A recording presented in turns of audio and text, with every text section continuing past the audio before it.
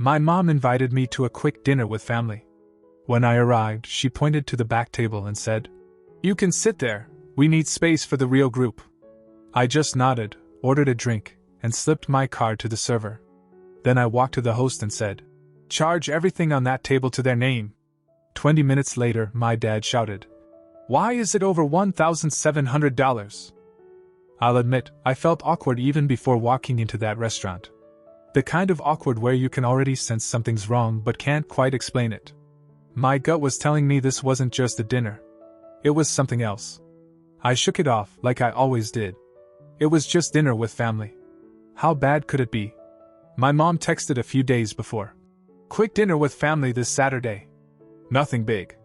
I hesitated before answering. Last time we all met, I ended up covering the whole check, almost $900, and nobody even blinked. My dad had said something like, "Good thing Ethan's got no kids to feed," and they all laughed like it was hilarious. I didn't. I told them I'd pay if they ever needed it, but I meant that as a gesture, not a job title. Still, I hadn't seen them in 2 months. Guilt wins sometimes. So I said yes. When I walked into the restaurant, I immediately saw them. Long table by the window, everyone already seated, my dad cracking jokes, my aunt sipping wine, my twin sister snapping selfies with my mom. The only person who wasn't there yet was me. Or maybe I wasn't supposed to be. I walked over and gave a little wave, and my mom turned around, smiled, and pointed behind her like she was assigning me a seat on a bus. "You can sit there, we need space for the real group." I paused. She didn't even flinch when she said it. Just turned back around like she'd ordered the soup. I didn't say a word. I looked at the empty table in the corner, half lit, tucked between the kitchen door and the bathrooms, and just walked over. Fine. They want to treat me like the side dish? I'll act like one. I ordered an old-fashioned and nodded to the waiter like everything was fine.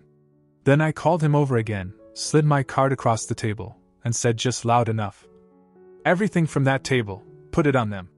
Mine's just this drink." He blinked once. I smiled. "You got it?" He nodded. I think he was actually looking forward to it. The next 25 minutes were like watching a circus. They were laughing, toasting, ordering everything on the menu. My uncle got the ribeye. My sister had 2 different appetizers going. My dad ordered a $130 bottle of wine and poured it like it was soda. My mom kept calling the waiter over like he was her personal butler. They had no clue. I waited. I sipped. I enjoyed every second. Then it hit.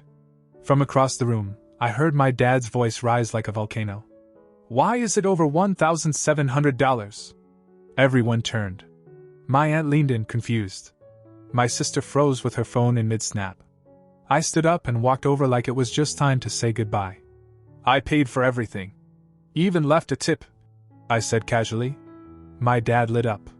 My mom gave me the warmest smile I'd seen from her in years. They all looked at me like I just paid off their mortgage. I waved and left. Simple. What they didn't realize was that the waiter was still on script. I told him to bring the bill back to them after I left. I didn't even make it to the parking lot before I heard shouting from the hallway. "Wait, what? He only paid for his drink. Ethan!" I got in my car and took off before anyone could catch up. The air had never felt that clean. The next morning, I got the knock. My mom, my dad, both standing at my front door with tired faces. My dad went straight in, no greeting. It came out to $2,100. They showed up at 9:12 the next morning. No warning. Just 2 sharp knocks and then my dad walking into my apartment like he owned it. My mom trailed behind him, quieter than usual, like she already knew this was going to go badly. He dropped the receipt on the kitchen counter like it was evidence in a courtroom. "It came out to $2,100. He said. "No. Good morning. No. How are you?" Just that. The number. I looked at the receipt, didn't even touch it. "I paid for my drink," I said. That's when the real show started. He started walking in circles like he was working himself up, throwing phrases at me. "We raised you better, this is low, you embarrassed us, your uncle had to cover the tip." He made it sound like I'd set their house on fire.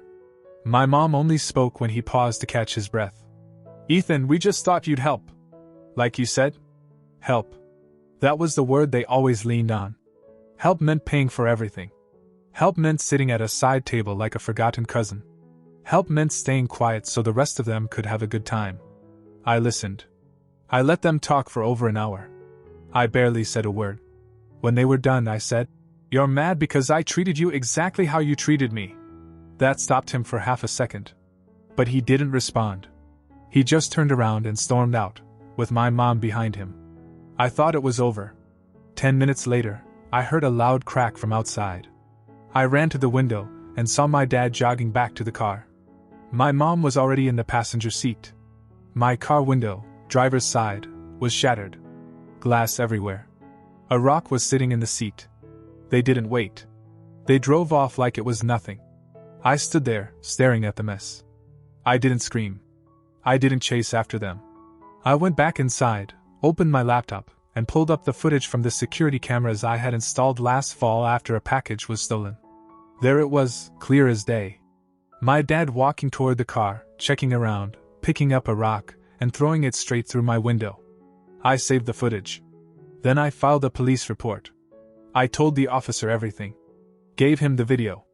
He asked if I wanted to press charges or just get compensation. I said I wanted every dime back. That window wasn't just broken. It was a message. And so was my response. By the end of the week, he was out $420. No insurance. No excuses. He paid. But I wasn't done.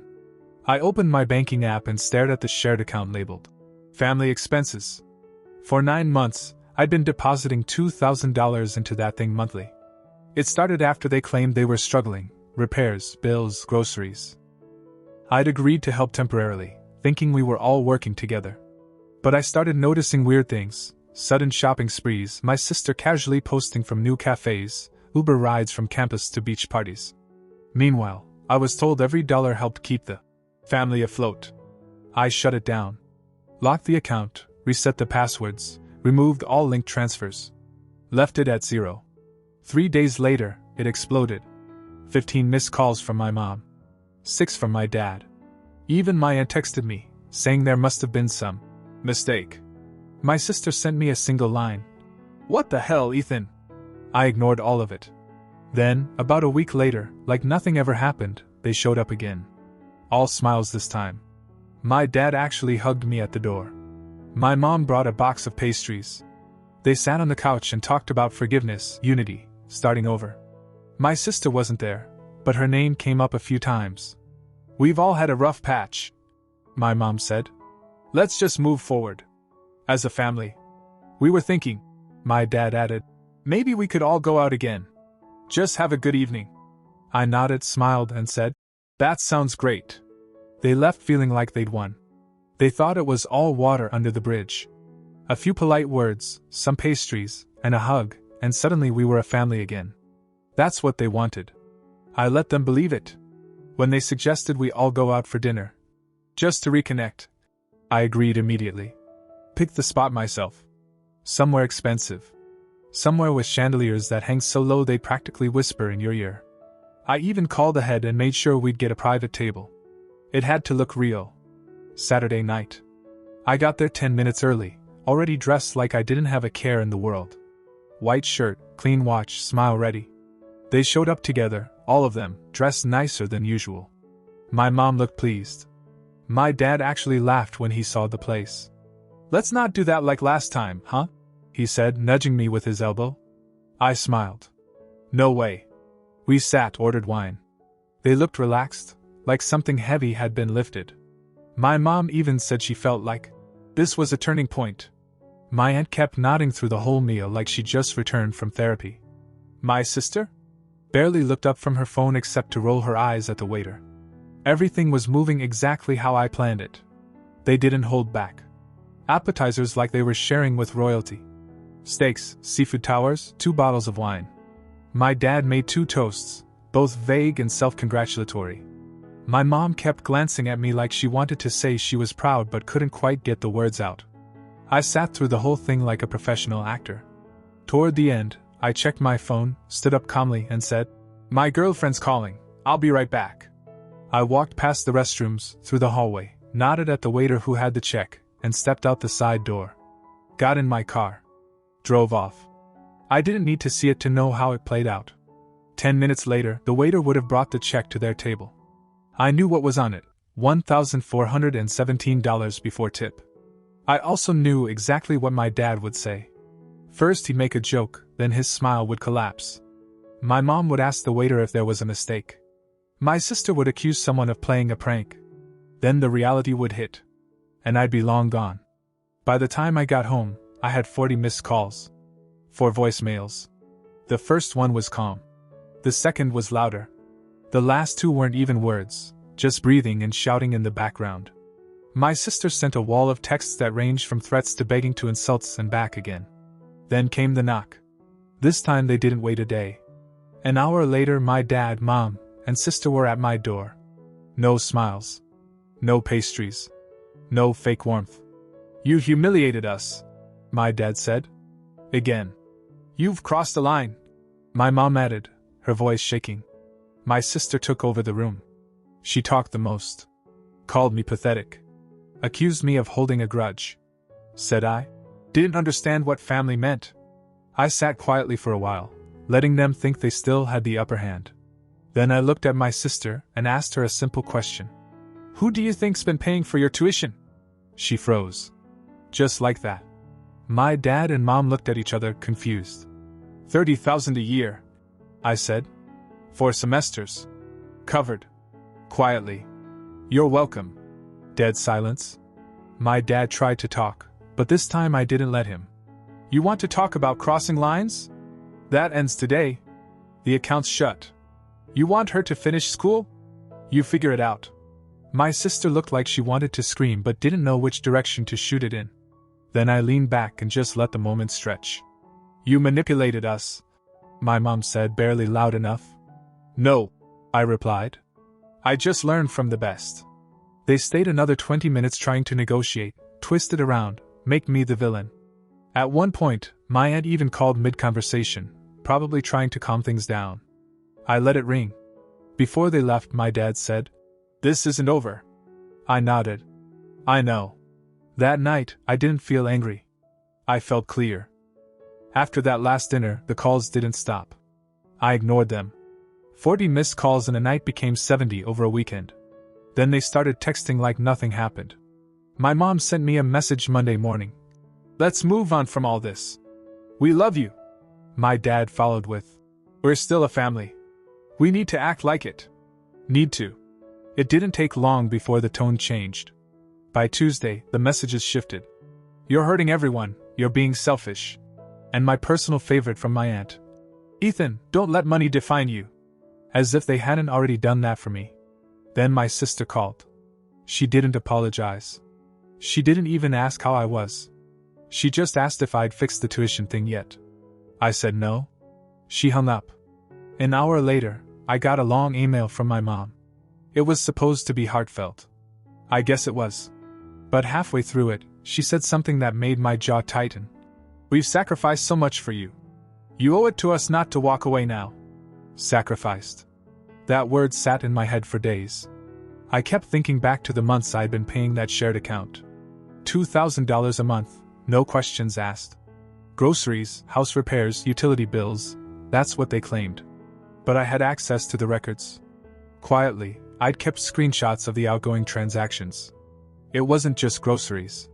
It was salon visits, spa days, car detailing. My sister had taken $400 out in 1 week labeled campus emergency. Turned out it was for a concert. So I waited. Then, on Friday night, I sent a group message to all of them: mom, dad, aunt, uncle, and my sister.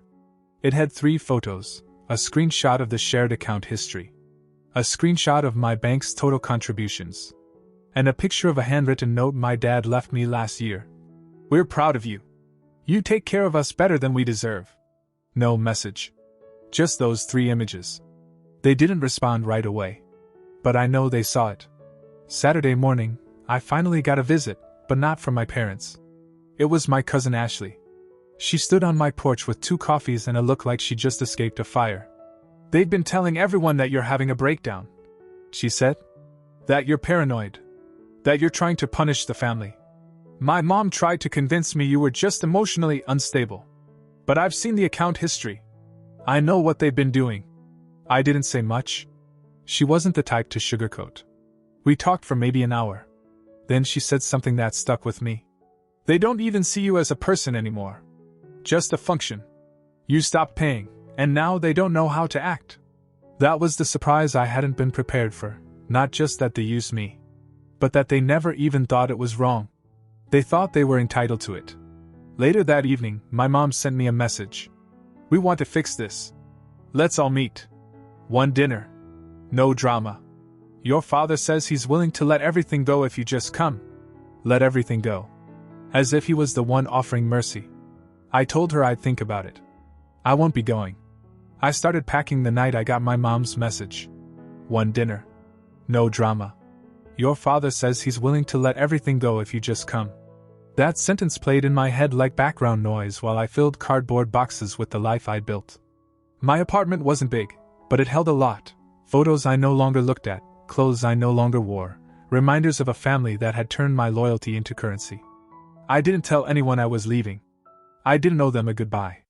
They didn't earn it. 3 days later, I signed the lease on a new place. Few hundred miles out. Different state. Small city, quieter pace, no one there who knew my name.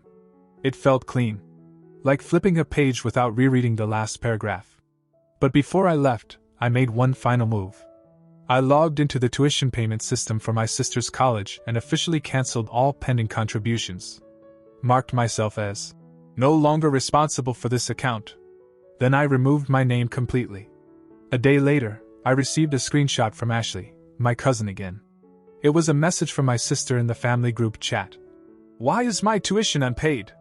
I just got a hold warning from admin. They're saying I'm going to be dropped from next semester if it's not fixed this week. That was followed by my mom saying, Ethan must have done something. Then my dad. He's doing this to get revenge. Let him enjoy his little win. We'll figure it out. But I knew they couldn't figure it out. Because I also cut off the backup source of money, the emergency fund I had secretly filled for them when my dad asked for help with a temporary loan last year. $12,000. Gone now. Transferred to my private account. Legally mine. And I knew something else they didn't. That new SUV they bought last spring? It was partly financed through the same account I had been pouring money into every month. Without my share, the math didn't work anymore.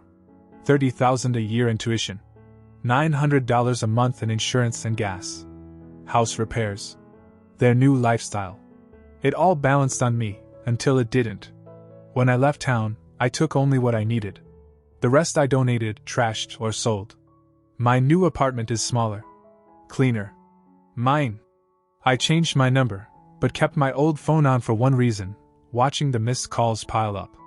They called from new numbers. Sent emails.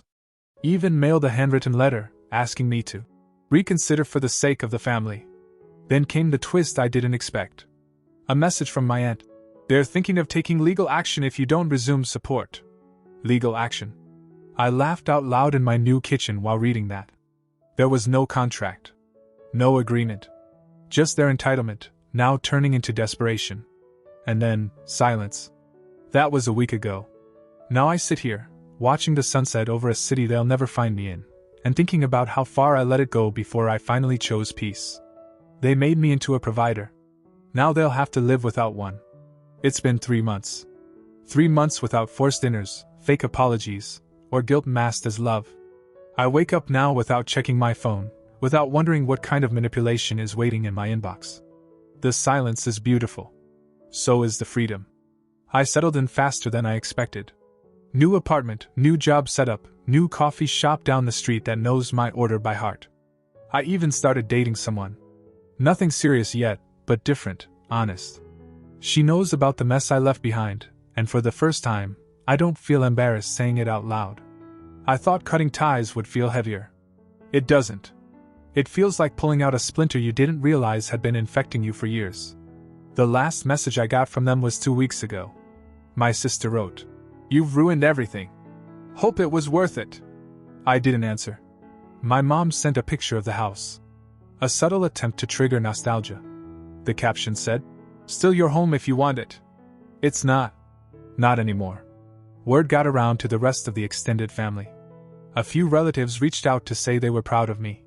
One of my uncles even told me, "You did what I never had the guts to do."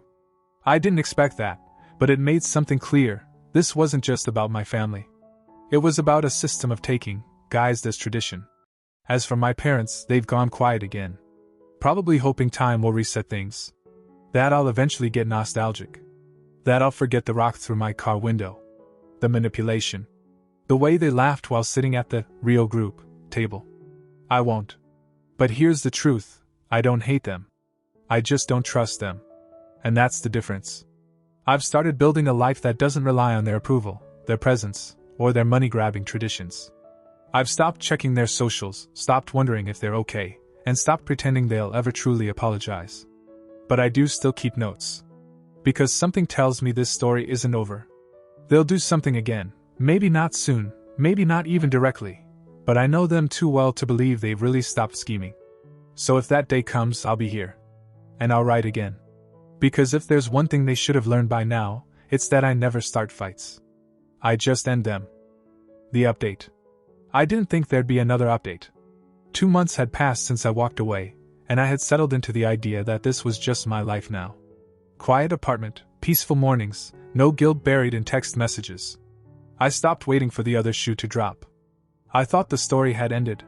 Then my phone rang one Friday afternoon. It was my uncle, the one who'd always stayed just neutral enough to be trusted, even when everyone else took turns stabbing me in the back or pretending not to see it. We hadn't talked since I moved. I thought maybe he was just checking in. But after some small talk, he shifted gears. He said, "I think you should know what's been happening back home." I didn't say anything. Just listened. And for the first time in a long time, what I heard didn't make me angry. Apparently, after I cut everyone off and pulled my support, things got real, fast. All the money that kept them comfortable, all the quiet coverage I provided in the background, disappeared overnight. And there was no one else left to pick up the pieces. So they had to. My dad, the same guy who once said, "Manual labor is for guys who didn't try hard enough," took a second job at a local auto repair shop. Weekends, full shifts. No bragging, no drama, just work. My mom stopped her weekly brunches with her friends. Cancelled the salon appointments. She started using coupons again. Cooked more. Handled bills herself. Sold the SUV that I helped them finance last year. They didn't just downgrade their lifestyle. They downgraded their egos. But what surprised me the most, genuinely, was what I heard about my sisters. The same sisters who used to mock me for being too serious about money. Now work night shifts at McDonald's near their campus.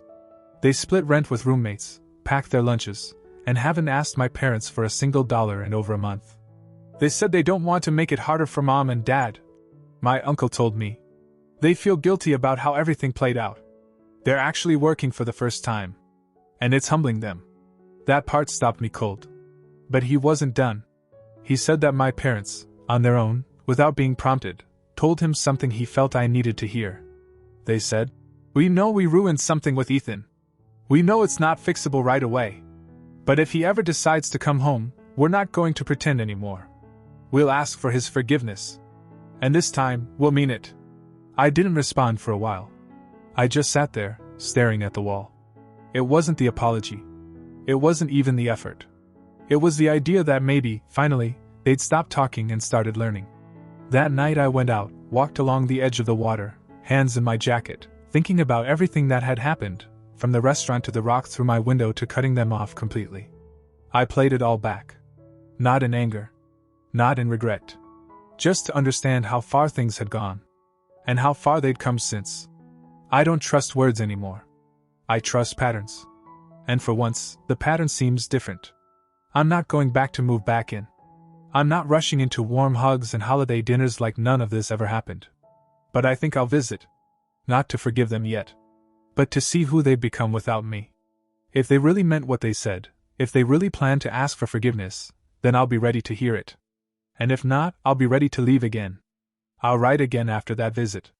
Because if this story has taught me anything, it's that endings can change.